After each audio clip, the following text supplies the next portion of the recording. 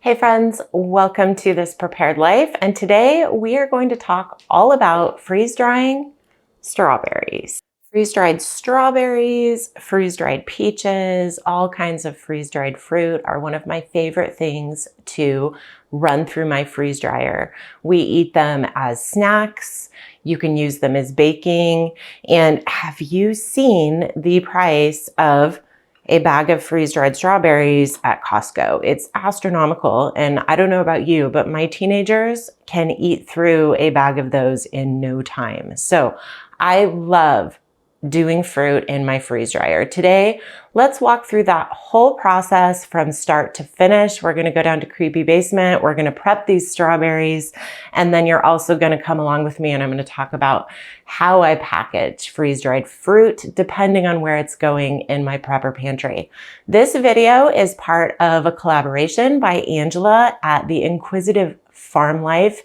And if you want to see the other freeze dry videos for Freeze Dry February, look for this logo on the other collaborators' posts. I will also link her account in the description if you would like to go find out more about Freeze Dry February. So let's jump in to getting these strawberries into the freeze dryer. And these strawberries are pre-frozen. I actually bought a large case of strawberries from Azure Standard, and those have been in my freezer waiting to make some freeze-dried strawberries with. I do have frozen strawberries that we picked this summer, but I am saving those ones for smoothies and things like that. So the first thing we're going to do is head down to Creepy Basement and get the freeze dryer turned on.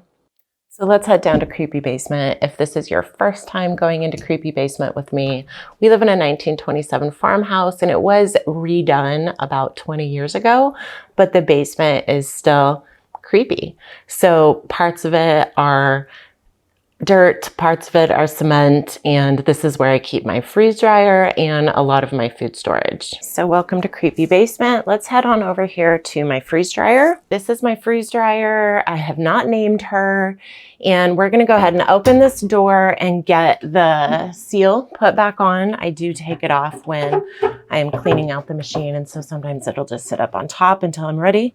And this just fits right over that metal ring that we saw.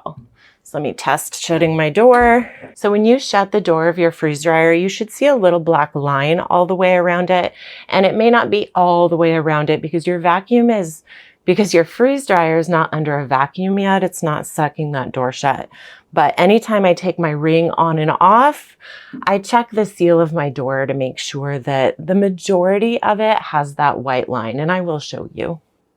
So here's that line I'm talking about. You just want to make sure that the majority of your ring has that line on it. If it doesn't, go ahead and fiddle with pulling the seal out a little bit or pushing it in. You can also adjust your door if needed. So my freeze dryer is coming up on its 3rd birthday. I've been using this freeze dryer for almost 3 years now. I don't have a lot of the bells and whistles that some of the newer machines have. I hit the button. I don't have candy mode. I've only done candy once, so I don't really do a lot of candy. And mine is a size medium, but it only has 4 trays. The newer mediums, I believe, have 5. I'm going to go ahead and get this turned on. We're going to get it cooling for pre-frozen food because my strawberries are pre-frozen. Everything I put in my freeze dryer, I do pre-frozen. So we're going to get this machine cooling and then we're going to head upstairs and start prepping those strawberries. For my machine to get it going, I'm just going to hit this start button and I'm going to hit pre-frozen. And now it's cooling. You can see right now it's at 66. It's going to cool to 32. And for my machine, when this is cool enough, it will say open door, add trays, something like that. Okay, let's head back upstairs and get those strawberries prepped. Do you like my parrot? It was my grandma's. So our freeze dryer is cooling down. I have these strawberries that I brought in from that bulk box I purchased from Azure Standard. I have my trays, I have a cutting board, and I have a sharp knife. I am going to cut these strawberries into either halves or quarters, depending on their size. But you can, if your strawberries are all pretty tiny, you can just do them, oops, you can just do them whole. It's just going to take your cycle longer. And I like my cycles to run faster. So I am going to cut these smaller. I have 4 trays here because, like I said, my machine is a medium and it fits 4 trays. I do have 2 sets of trays and I find that really helpful.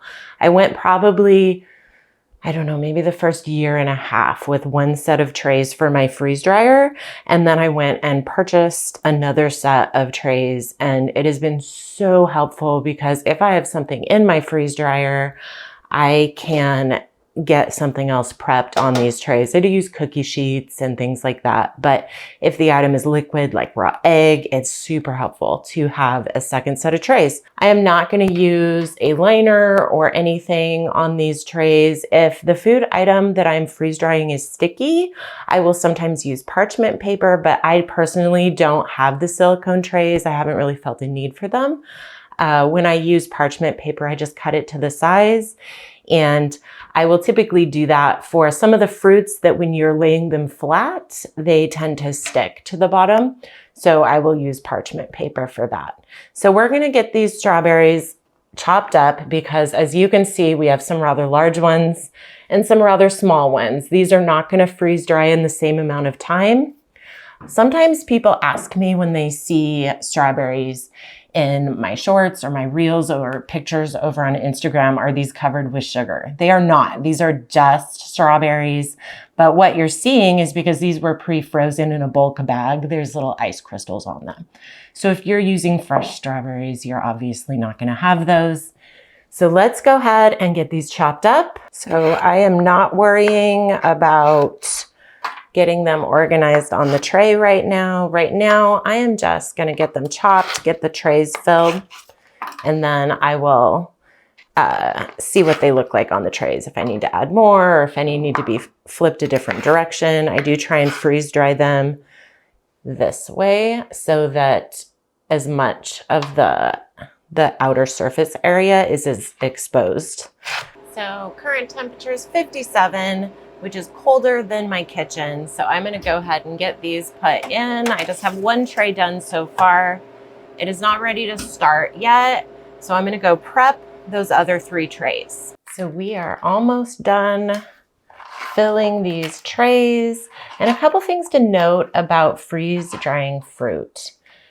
1, what goes, and this is really for freeze drying anything, what goes in the freeze dryer is what is going to come out of the freeze dryer. So if you are freeze drying something that doesn't taste the best, it is overripe or underripe, the freeze dryer is not going to impact that flavor. It's going to come out of the freeze dryer just concentrated. So the freeze dryer removes the moisture. It doesn't change the flavor in any way. So put foods in your freeze dryer that you would want to eat as is. I'm going to go ahead and get this tray all straightened out and then see if I need to cut any more strawberries, and then we're going to go start our freeze dryer. This is kind of a tedious process, but I do find that it speeds up the drying process. That's also one of the reasons why I pre-freeze everything, because it speeds up the drying process. And I would rather freeze in my home freezer than freeze using the freeze dryer. With strawberries, if they're frozen, as you are working with them, they do start to soften pretty quickly, which does make them easier to cut. So I much prefer to chop frozen strawberries that have sat out for a few minutes, maybe 5-10 minutes, rather than straight frozen strawberries because they're pretty difficult to cut through. This is a fun job you could give your kids if you have little ones who want to be your helper. All of mine are teenagers, so I did enlist the helper. I did enlist a teenager to help with some of this chopping, just because it's a lot of chopping. So think this is pretty full. Still a couple. All right, so that looks good. I'm gonna wash my hands, then let's head back down to creepy basement. All right, so all 4 trays of strawberries are in the freeze dryer, and currently my screen says load food into freeze dryer, close the drain valve, which my drain valve is over here. I've already done that. My lid is locked, or my door is locked, and freeze dryers, it has kind of a double closing mechanism, so you gotta make sure and do both of them. Make sure it's all the way over. I'm gonna go ahead and hit start. And now it is freezing. It's gonna take it down to a sub-zero temperature. And we will be back later to check out these freeze-dried strawberries. Hey everyone, it is 25 hours and 45 minutes later. I have hit the cancel button on this load because the dry time was done. I do set my machine for extra dry time. I'm gonna go ahead and check these strawberries, make sure they're done, that they don't need more dry time. And then if they're done, I'm gonna turn the machine off and we're gonna get these upstairs and packaged.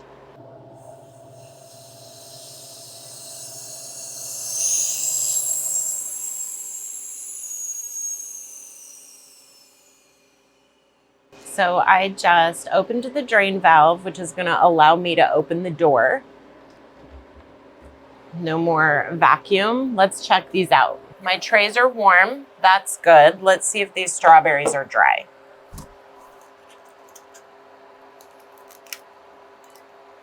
And I will usually just check the biggest strawberries that I can find on this tray, break one in half, and then check 1 or 2 trays. And these are done. I'm gonna check 1 more tray just to be safe.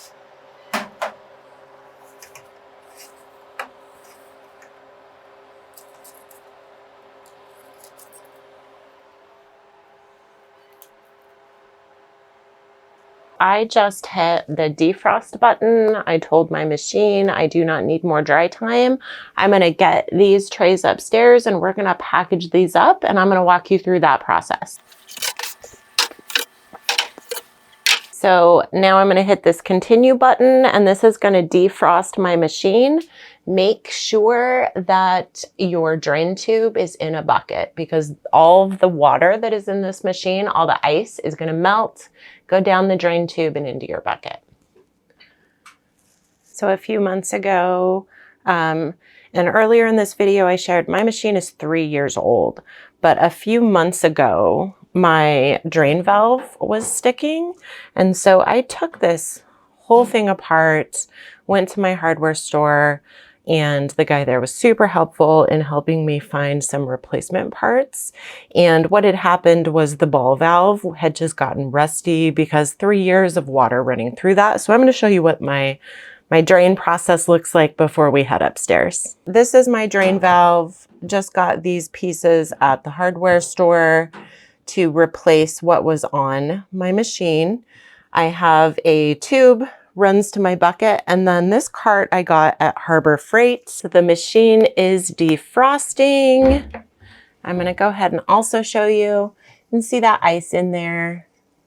That is gonna drain out into that bucket. So I'm gonna walk you through the supplies that I have set out here. Anytime I am freeze drying anything, I make sure before I pull something out of the freeze dryer that I have my supplies set up and ready, because certain foods start absorbing moisture from the air faster than others. So you don't have to work incredibly fast with freeze-dried food, but you do want to work fairly quickly. So I have some jars out, I have some oxygen absorbers, I have a pair of scissors for opening these, and I also have some mylar set out, but I am just gonna put these strawberries into jars because we're gonna be eating these and I'm not storing them for long-term storage. All right, so these strawberries are totally dry. I have checked them before I took them out of my freeze dryer. I'm going to put these in jars, into pint jars and quart jars. And like I said, I am using an oxygen absorber. And for a pint jar, you need 100 cc's. That's the size of oxygen absorber. And for a quart jar, you need 300. As I was digging into my bin of oxygen absorbers, I realized I am out of 100 cc oxygen absorbers. So I'm going to use 200 cc oxygen absorbers. Going a little bit over is not going to hurt anything. You don't want to go too much over because those oxygen absorbers they activate as soon as they hit the air, and they can get warm inside the jar, which will cause condensation. So I'm only going to go up to 200 cc's for these pint jars, but I do have 300 cc's for my quart jars. I just take a spatula, run it down the tray to loosen these, and then fill up my jars. The parakeets are having a party. I don't know if you guys can hear those.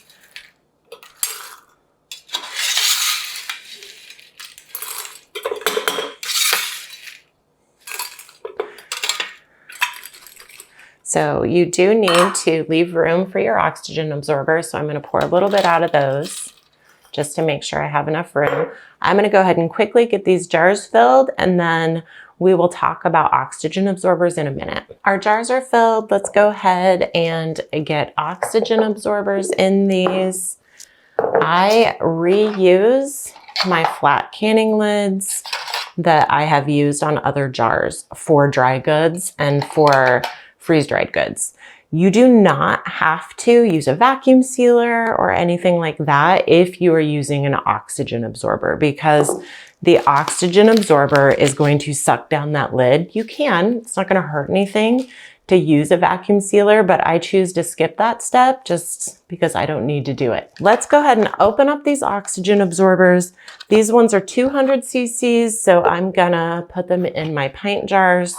I am just gonna get this cut open, put one in each jar.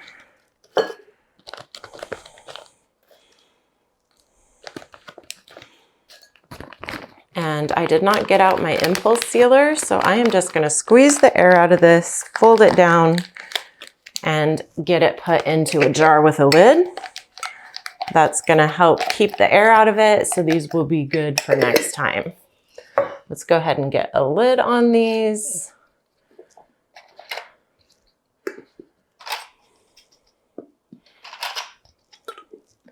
And a ring.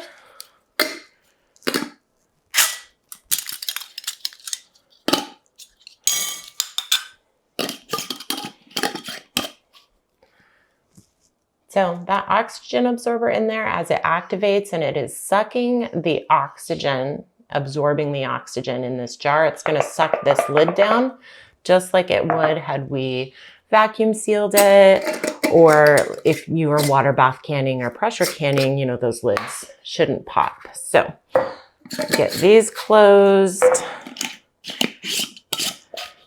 And I have 2 quart jars. I have a bag that I had previously used, and you can see I resealed it with my impulse sealer. These are 300 cc's.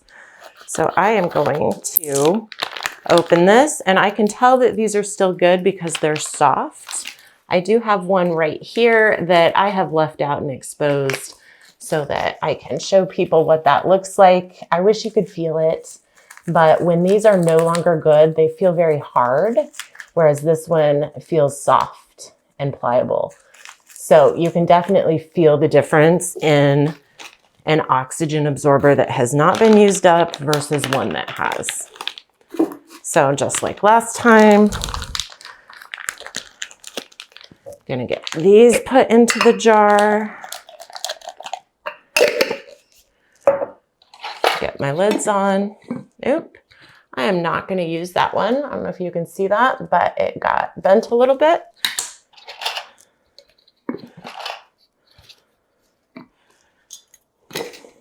And I will reuse my flat lids over and over and over again for dry goods only, not for canning, until they no longer seal anymore. So the reason that I am using jars is because we're just going to eat these. These are going to go on my pantry shelves, and over the next few months, you know, someone will pull them out, bring a jar into the kitchen pantry, and people are going to snack on these. So if you were packaging these for long-term storage, you would want to use mylar bags with an oxygen absorber, because this is the best packaging method that you can use for long-term storage. And mylar comes in all sizes. Got big ones, 5-gallon ones if for buckets. Obviously, use the size of mylar that makes sense for what you're packaging. For something like strawberries, I'm going to use a smaller mylar bag than, say, that big one I just opened up, because we're not going to open that mylar and be able to eat that many strawberries at one time. So I would use a smaller bag for those. And I do have a discount code. I will put it in the description for mylar and oxygen absorbers. But like I said, for short-term storage, don't waste the money on mylar. If you're going to be eating this, just put it in a jar for storage. Thanks for joining me today for freeze drying strawberries.